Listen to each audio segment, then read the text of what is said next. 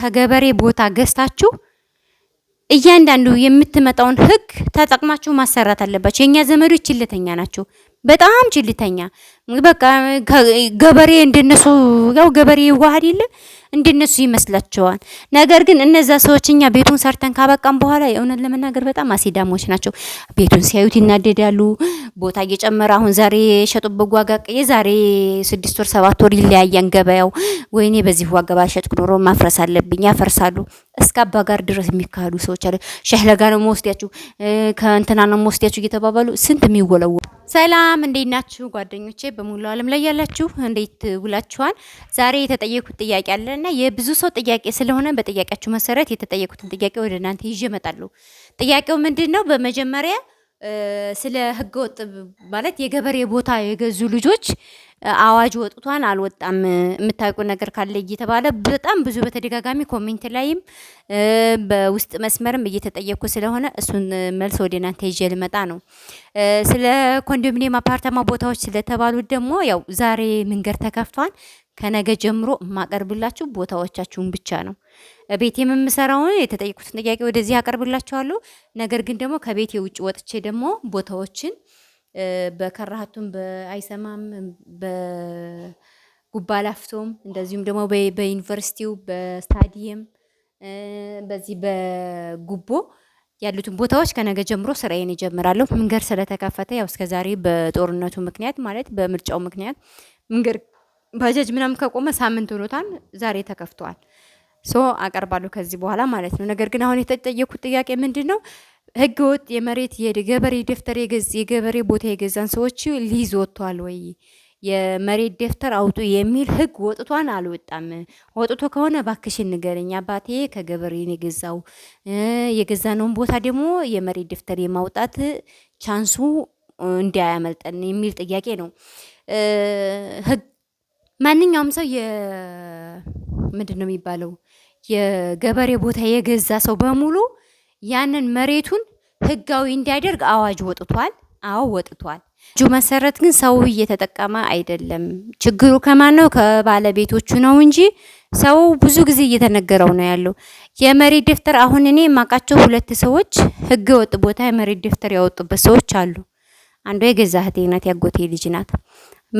ከገበሬ ገዛች። ከዛ ወደ መሬት አስተዳደሩ አሁን ባለው አዋጅ ሄደች።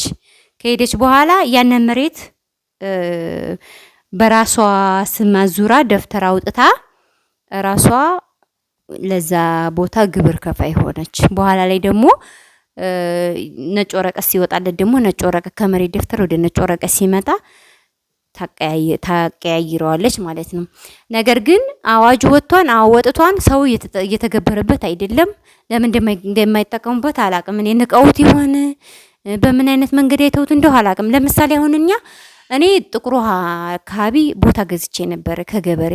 እሷን ቦታ አሁን ወደ አባቴ መሬት ደፍተር አዙሪያታለሁ። ወደ አባቴ መሬት ደፍተር ያዞርንበት ምንድነው? ይሄንን አጋጣሚ ተጠቅመነ አዙሩ ተባለ። የገዛንበት ሰውዬ ጋር ተዋዋልነ። ወደ እኛ አካባቢ ያለው አይደል ይሄ የቀበሌ አስተዳደር ምናምን የሚሉት የቀበሌ አስተዳደር ይጽፉላችኋል። ከሰውየው ጋር ትዋዋላላችሁ። ወደ መሬት አስተዳደር ደግሞ ትሄዱና መሬት አስተዳደር ያችን ቦታ አይቶ ለክቶ ወደ ራሳችሁ መሬት እናንተ ከቤተሰቦቻችሁ መሬት ጋር ይጨመራል።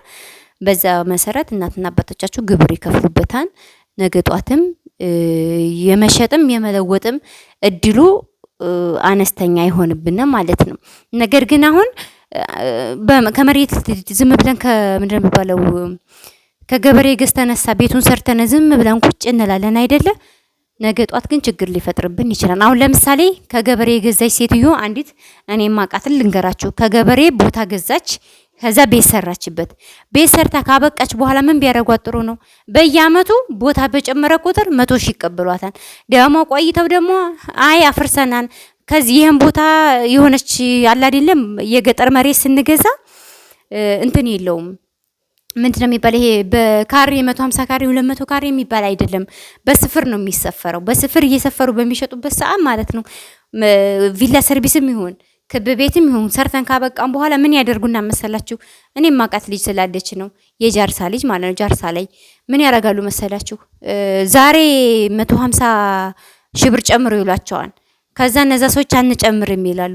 ካልጨምራችሁ ቦታችን ነው፣ ቤታችሁን ታፈርሳላችሁ፣ ቤታችን የራሳችን ነው ይላሉ። ከዛ ደግሞ ያን 150 ሺህ ብር በልተው ደግሞ በአመቱ ደግሞ እንደዚሁ ደግሞ ሁሌ እንደተጨቃጨቁ ነው የሚኖሩት። ደግሞ በአመቱ ብር በቸግራችሁ ሰዓት 50 ሺህ ብር ጨምሮ 50 ሺህ ብር ካልጨመራችሁ ይሄኛውን ቤት የሰራችሁበትን ብቻ ነው እንጂ ይሄ መውጫ መግቢያችሁን ወደዚያ ያለውን ጠቅልለን እኛ እንወስደዋለን ይሏቸዋል። እና በጣም የሚያስጠላችሁ ነገር ከገበሬ መግዛት ይሄ ነው አንዱ። ስለዚህ ለዛ ደግሞ ምክንያቱ ምንድነው? ዘንድሮ በወጣው አዋጅ ዘንድሮ ከገበሬ የገዛችሁት ህገወጥ የገዛችሁ በሙሉ መሬትም ቦታም እርሻም ይበል ምንም ይበል ወደ ስማችሁ አዙሩ ተብሎ ህግ ወጥቶላችኋል። ግን በህጉ መሰረት እየተጠቀሙበት አይደለም። ህጉም ገና እንትን አላለም አልተዘጋምና መጠቀም ይችላሉ። መሬት አስተዳደሮች እስቲ ነው እየሰሩ ነው ያሉት፣ እኛም ስላሰራ ማለት ነው። ሌላው ምንድነው እና ምን ልላችሁ ፈልጌ ነው፣ ማንኛውም ሰው ከገበሬ ቦታ ገዝታችሁ እያንዳንዱ የምትመጣውን ህግ ተጠቅማችሁ ማሰራት አለባችሁ። የኛ ዘመዶች ችልተኛ ናቸው፣ በጣም ችልተኛ። በቃ ገበሬ እንደነሱ ያው ገበሬ ይዋሃድ የለ እንደነሱ ይመስላቸዋል። ነገር ግን እነዛ ሰዎች እኛ ቤቱን ሰርተን ካበቃም በኋላ የእውነት ለመናገር በጣም አሲዳሞች ናቸው። ቤቱን ሲያዩት ይናደዳሉ። ቦታ እየጨመረ አሁን ዛሬ የሸጡበት ዋጋ የዛሬ 6 ወር 7 ወር ይለያያን ገበያው። ወይኔ በዚህ ዋጋ ባሸጥኩ ኖሮ ማፍረስ አለብኝ፣ ያፈርሳሉ። እስከ አባ ጋር ድረስ የሚካሄዱ ሰዎች አሉ። ሸህለጋ ነው መወስዳችሁ ከእንትና ነው መወስዳችሁ እየተባባሉ ስንት የሚወለወሉ አሉ። የሁሉ ምንድነው ገበሬ የተገዛ ቦታዎች ናቸው። ነገር ግን አሁን ላይ በመጣቸው አዋጅ ተጠቅመው ደፍተራቸውን አውጥተው ከመሬታቸው ከራሳቸው ጋር ግብር ከከፈሉ ነገ ጧት እነዛ ሰዎች ነክሰስ ምን ቢሉ ምንም አያጓጣቸውም። ሽጠዋን የተሻሸጡበት ውለታ አለ። በዛ ውለታ መሰረት ደግሞ ሽጫለሁ ብላ ያቺ ሴትዮ ወይም ያነ ሰውዬ ሽጫለሁ ብሎ ሳይላችሁ ወደ መሬት ደፍተር አይገባም። ስለዚህ ወደ መሬት ደፍተር በሚከድበት ሰዓት ህግ ያጓጣችኋል። ደፍተር የግብር የከፈላችሁበት ነው፣ የራሳችሁ ነው። ሴትዮዋ ቸግሯ ሽጣለኝ ወይም በምንም መንገድ ሽጠውላችኋል። ቦታችሁ የራሳችሁ ነው፣ ኮራ ብላችሁ ትኖራላችሁ። ግን የመሬት ደፍተር ሳትይዙ ዝም አትበሉ። ያለውን አጋጣሚ መጠቀም አለባችሁ። ዘመዶቻችሁንም ጠይቁ። እውን አዋጅ ወጥቷን በአዋጁ መሰረት ተጠቀሙልን በሏቸው። ብዙ ኢንፎርሜሽን ስለሌላቸው የለውም ገና ነው እንደዚህ ብለው ነው ዝም ብለው ነው ይሏቸዋል። ዝግምተኛ ስለሆኑ እኛ ዘመዶች ዝግምተኛ ማለት ይስድም ምናምን አይደለም፣ ግን ችልተኝነት አለ አይደለ? ችልተኛ ናቸው። ገበሬ የዋህ ነው፣ እንደነሱ ነው የሚመስላቸው። በቃ በቃሉ አክባሪ አለ፣ ደግሞ ቃላቸውን የሚክዱ አሉ። ሽጠው ሲያበቁ የዛሬ አመት ደግሞ ሲጨምር ብራቸውን በጊዜው በልተው እንደገና የዛሬ አመት ደግሞ ብሩ ሲጨምር ዛሬም ደግሞ ጨምሩ እያሉ እናንተ ጋር እንዲህ ነው የሚወለውሏችሁ በገዛ ገንዘባችሁ። አንዷን በጣም ነው የተማረረች። እንደው ምን አለ ሀዚ ባልገዛ ሀዚ የጨረስኩትን ቦታ ሀዚ የጨረስኩትን ብር ሌላ ደህና ቦታ ይገዛልኝ ነበር ትላለች። እና ሀገበሬም ስትገዙ ውለታችሁን አሳምራችሁ ነው መግዛት ያለባችሁ። አትግዙ አልልም፣ ግዙ። በቃ ቀን በወጣለ ቀን የሚስተካከልበት መንገድ ስላለ ማለት ነው። ስለዚህ ስለ አፓርታማ ደግሞ ጠይቃችሁኝና አፓርታማውን ያስረድቻችኋለሁ ደጋግሜ። ከሻጮቹ ጋር ደግሞ አገናኛችኋለሁ። አሁን ሰሞኑን እንግዲህ መንገድ ስለተከፈተ ወዲህ እላለሁ። ሻጮቹ እንደነገርኳቸው አፓርታማውን ለ10 ለ9 አመት ሲጥሉ የከረሙን አፓርታማ ነው። ያን አፓርታማ እንግዲህ ለ3 ቦታ ላይ ነው ሊጣሉ የተነሱት ብያችኋለሁ። አንዱ ማክሰኞ ገበያ ነው እንግዲህ ወልዲያ ልጆች ታውቁታላችሁ። አንዱ ፒያሳ ነው። አንዱ ደግሞ ሙጋድ ነው። ሙጋድ እንደምታዩት የድሮዋ ሙጋድ አይደለች። ሙጋድ እንዳለ ፈራርሳል። ይሄ የአርሲ ኩርሲ ተራ ይሄ እንትን ባል ይሄ የችርቻሮ ተራ በሙሉ የለም። ይሄ ቅመም እንትን የሚሸጥበት የነበር የድሮ ሙጋድ አይደለችም። እንዳለ በግሪደር ፈርሷልና እዛም አሁን አፓርታማ ሊሰራበት ነው። ከዛ አፓርታማ ውስጥ ከጣው ውስጥ ከ3 ዕጣ ውስጥ አብረው ለ10 አመት ሲጥሉ የከረሙትኝ እነዛ ሰዎች ደግሞ አሁን የመስራት ቻንስ ስለሌላቸው የመስራት አቅሙ ስለሌላቸው ያንን ዕጣቸውን መሸጥ ይፈልጋሉና ያንን ዕጣ መግዛት የምትፈልጉ ልጆች ኢሞ ላይ ስገቡ በጣም ሜሴጅ ስለሚበዛብኝ አፓርታማ ወጣ ነው ብላችሁ ቴክስቱን አስቀምጡልኝ። ከዛ እናንተ አፓርታማ የምትሉትን አፓርታማውን ጋር ከገዢዎቹ ጋር አገናኛቸዋለሁ። አይሜን ከሸጪዎቹ ጋር ቀጥታ ከባለቤቱ ጋር ነው ማገናኛችሁ። ባለቤቱ 400 ሺህ ሲጥል ከርሞ ከሆነ አትርፎ 600 ሺህ ነው የሚፈልገው። 300 ሺህ ሲጥል ከሆነ 100 ሺህ የሚሆን 150 ሺህ ብር የሚሆን ብቻ አትርፎትኝ በሱ ቦታ እናንተ ገብታችሁ ለሱ ያንን 450 ሺህ ብርም ሆነ 500 ሺህ ብር ለሱ ትሰጣላችሁ።